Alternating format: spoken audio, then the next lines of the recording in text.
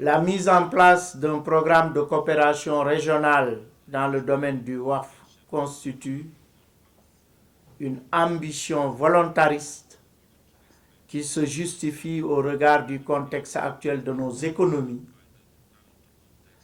caractérisé par les défis liés à l'inclusion socio-économique des couches vulnérables et à leur accès à des services financiers diversifiés et adaptés. Ces défis majeurs pour nos pays doivent nous amener à explorer les opportunités offertes par la finance islamique en termes de diversification des instruments de financement et d'inclusion. S'inscrivant dans cette dynamique, le Sénégal, sous l'impulsion de son Excellence, M. Macky Sall, président de la République, a fait des choix stratégiques en faveur du WAF qui se traduisent notamment par 1.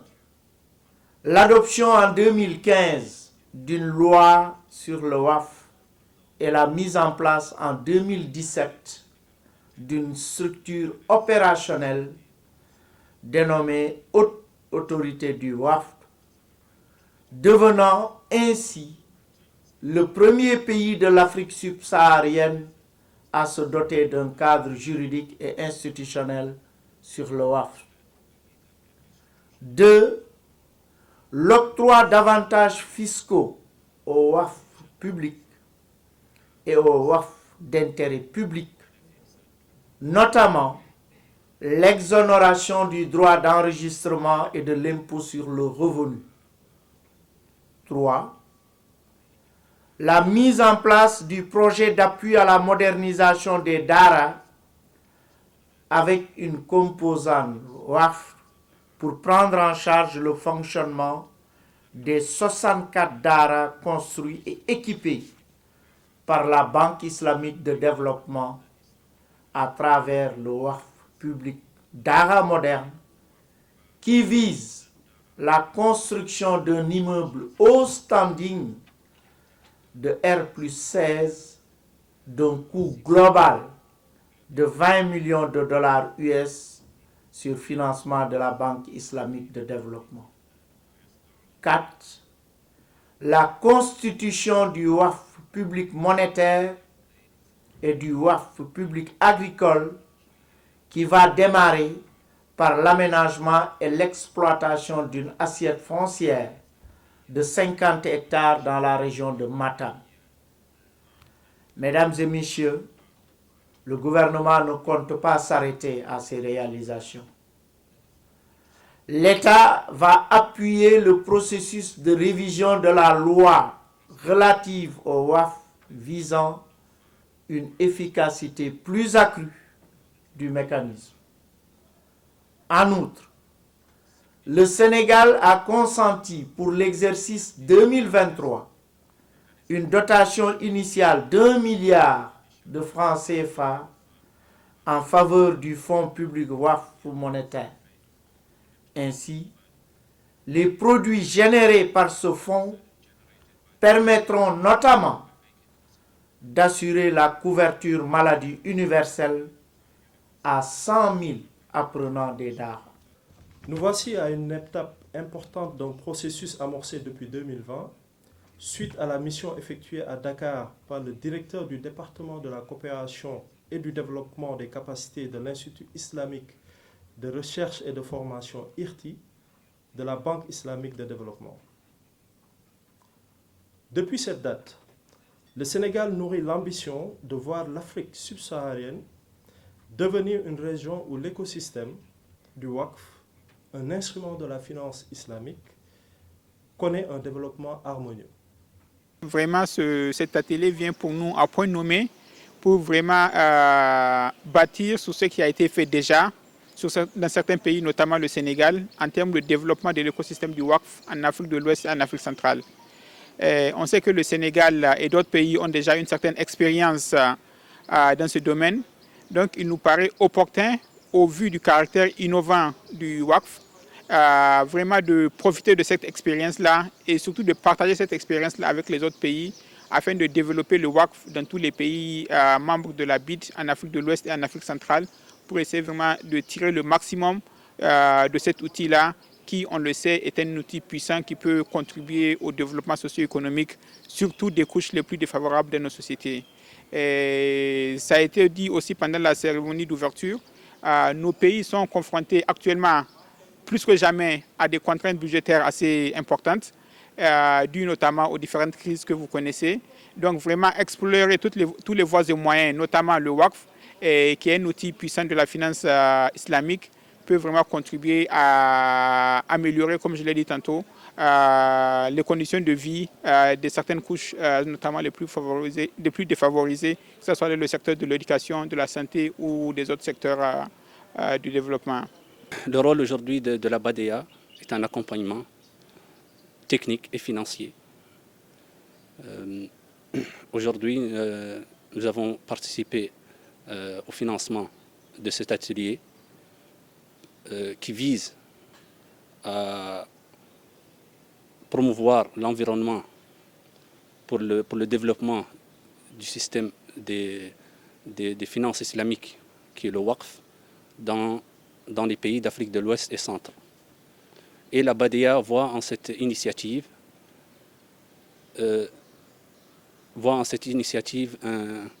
un outil pour le développement économique et l'inclusion socio-économique des couches vulnérables et de combattre la pauvreté. Et cela est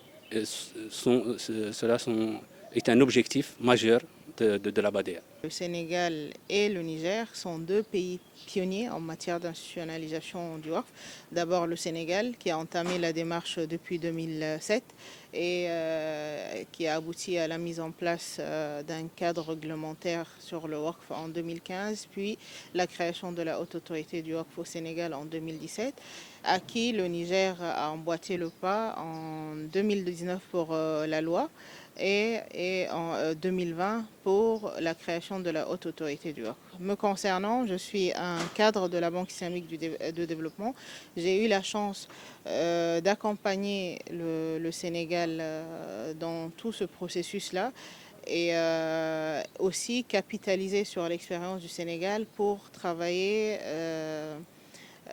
sur le WACF au Niger. Ça a eu l'avantage de nous faire gagner du temps parce que le processus a pris 10 ans au Sénégal et ça nous a pris que 3 ans au Niger. Le processus est le même. On travaille d'abord sur le cadre réglementaire, ensuite le cadre institutionnel et on travaille sur la première génération des projets pilotes WACF qu'on modélise, on essaye sur le terrain, on confronte la loi au terrain et s'il y a lieu d'améliorer, on améliore. Ce qu'on a fait, la particularité du travail qu'on a fait, c'est qu'on a positionné le WACF comme un outil, pas seulement comme un outil de charité, mais comme un outil de la finance sociale islamique à la disposition de l'autorité publique et de la société civile pour mobiliser des ressources additionnelles.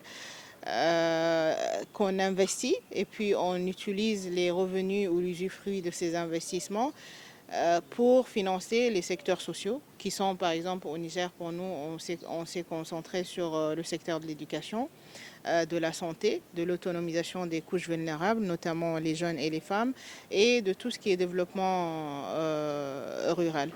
Et c'est cette expérience-là qui a intéressé certains pays voisins qui partagent avec nous le même cadre réglementaire, en l'occurrence celui de l'OHADA, qui ont aussi les mêmes réalités socio-culturelles que nous et qui cherchent aussi des solutions de mobilisation de ressources additionnelles et des outils de la finance islamique en conformité avec les valeurs de la société pour résoudre des problèmes sociaux comme la mendicité, comme la modernisation des écoles coraniques et franco-arabes, comme le chômage des jeunes, etc. Le cadre juridique du WACF au Niger, à l'issue de l'atelier, l'on est parti revenir là-dessus, c'est la question des mesures incitatives. Ça veut dire que dans ce texte-là, l'important, c'est aussi d'avoir des dispositions qui peuvent permettre aux investisseurs qui veulent venir dans nos pays respectifs pouvoir trouver vraiment le cadre adéquat. La question de la sécurité juridique, mais aussi les rabattements fiscaux. Et ça, on pense dans un futur proche à le prendre en charge. Déjà, ce qu'il faut dire, c'est que au cours de l'atelier, nous avons constaté que le Sénégal et le Niger ont beaucoup avancé dans ce processus. Ils ont une grande expérience. Nous sommes au début de notre expérience dans ce domaine. Nous avons beaucoup appris sur tout ce qui a été dit au cours de cet atelier. Nous allons capitaliser ces enseignements-là. Donc, dès le retour dans notre pays, nous allons mettre tout ça à profit pour faire avancer le processus d'implémentation du WAF au Cameroun. Nous sommes rendus déjà au niveau de la préparation des textes juridiques qui encadrent le WAF et la mise en place de l'institution en charge du WAF. Donc, je pense qu'au retour, nous allons faire évoluer ces textes pour les faire valider avec notre hiérarchie. Et bien entendu, pour la perspective, nous souhaitons vivement que ce genre d'occasion soit multiplié pour que, peut-être dès l'année prochaine, pourquoi pas, que nous puissions partager encore d'autres expériences qui ont évolué entre-temps. On fait une évaluation de ce qui a été fait entre les deux ateliers et on voit ce que chaque pays a pu faire pour évoluer à son niveau. Parce que les travaux se sont vraiment très bien déroulés et c'était vraiment un point nommé aussi, c'était un atelier très très utile parce que nous avons appris qu'il faut travailler en synergie ensemble. Ça permet de mieux capitaliser ce que chacun a pu faire, surtout qu'on est dans un écosystème identique pour presque tous les pays de la sous-région. Donc on a plus à gagner à se mettre ensemble pour avancer. Bon, pour la Guinée, il faut dire, nous sommes quand même un peu dans le WAF depuis bien longtemps. On a un impact social très important. Depuis un peu plus de 15 ans maintenant, voilà, ben, il se trouve qu'une première loi a été mise en place en Guinée depuis 1996, mais une loi qui n'est pas très élaborée.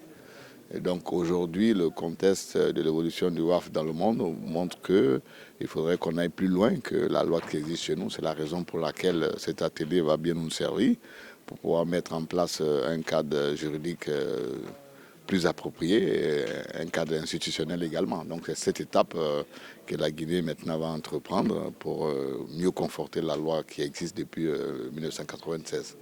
WACAF, c'est un très grand instrument pour la lutte contre la pauvreté et aussi des inégalités sociales.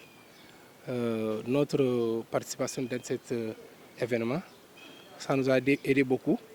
On va faire tout possible pour amener ça à notre autorité, qu'il prend en charge et cet outil-là pour lutter comme le Sénégal et les autres pays qui ont plus d'avancement pour pouvoir bouger cette affaire dans notre pays aussi. C'est de grandes leçons que j'ai pu tirer de cette rencontre. D'abord parce que ça nous a permis de connaître le mécanisme qu'est le WAF et de savoir que c'est un mécanisme qui permet de résorber le problème de la pauvreté, qui permet de trouver une solution à l'aspect solidarité.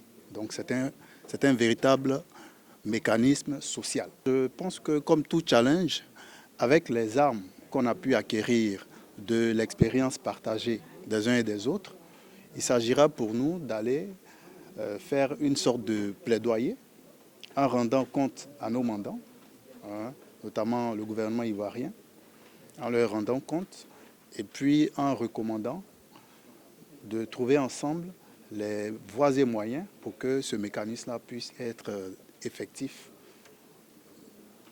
en Côte d'Ivoire parce que c'est un mécanisme de développement. Les attentes sont d'abord au niveau technique. Comment les partenaires pourraient aider la Côte d'Ivoire à entrer dans le processus.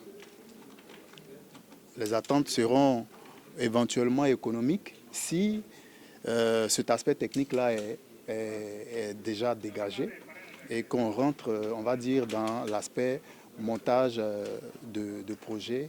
Voilà. Mais je pense qu'il y a de bonnes perspectives en termes de domaines dans lesquels ce mécanisme pourrait être mis en œuvre. La Côte d'Ivoire est venue beaucoup plus en observateur. Nous avons nos autorités qui nous ont envoyés venir voir ce que c'est et nous partons rendre compte.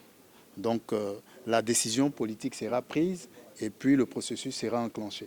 télé bi am na njëriñ trop parce que liñ gis mooy ñun dëkk yi fi nga xam ne dëkk yi nga xam ne ñoom ñu bari diine islam moo fa gën a bari doole amuñ ay jumtuwaay yoo xam ne yooyu dinañu mën a dimbale ci suñ diine ji jumtuwaay yooyu bokk na ci banque islamique bokk na ci tamit di assurance bokk na ci tamit di waaf bu ñoo wax nii parce que jullit su fekkee da nga am organisation boo xam ne léegoo léeg mun naa jël alal lu demee ni ki zakat si ñi am def benn fondation boo xam ne dinga ko mun a jox ñi ñàkk boobu defe naa xalaat bu baax la te wax benn ci principe yi mooy loolu.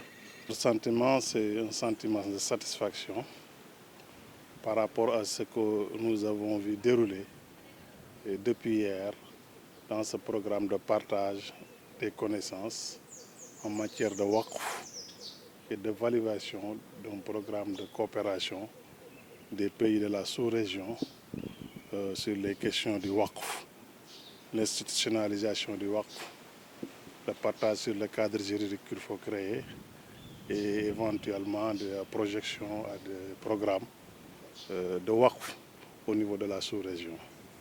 Avec la présence du ministre de l'économie et des finances qui a fait vraiment une bonne plaidoyerie en faveur du waqf et du programme du waqf au Sénégal et dans la sous-région. L'effort que le gouvernement du Sénégal est en train de faire à travers des instructions du président de la République avait de soutenir, accompagner le waqf au Sénégal. La présence de tous les invités et participants des pays de la sous-région, une participation active que nous avons constatée, un engouement des débats, on ne peut qu'aujourd'hui, à la fin des travaux, constater notre satisfaction. C'est pour moi un honneur et un réel plaisir de présider, au nom du ministre des Finances et du Budget, la cérémonie de clôture de l'atelier régional de partage des connaissances et de validation du programme de coopération régionale pour le développement des écosystèmes nationaux du waqf en Afrique de l'Ouest et du Centre.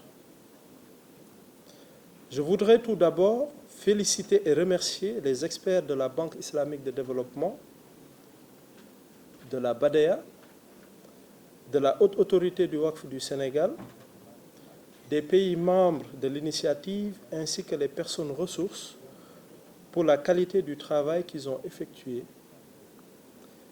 le niveau de leur expertise et la clarté de leur communication. Permettez-moi aussi d'exprimer la gratitude des autorités sénégalaises aux dirigeants de la Banque islamique de développement et de la BADEA pour leur totale implication dans l'organisation matérielle et technique de l'atelier à travers leurs services. J'associe aux remerciements les participants représentants des ministères en charge de l'économie et des finances des pays membres de l'initiative, à savoir le Cameroun, la Côte d'Ivoire, la Gambie, la Guinée-Bissau, le Niger et la République de Guinée, mais également de la Haute Autorité du Waqf du Niger. Enfin, les représentants de l'administration, du secteur privé et des organisations non gouvernementales, religieuses, les constituants de Waqf, qui étaient ici présents. Vos interventions pertinentes ont permis de rehausser le niveau des débats, de clarifier certains aspects et d'enrichir les recommandations. Mesdames et messieurs, l'objectif de l'atelier était de partager les connaissances sur le Waqf et valider le programme avec l'ensemble des pays membres de l'initiative et de préparer le lancement du programme.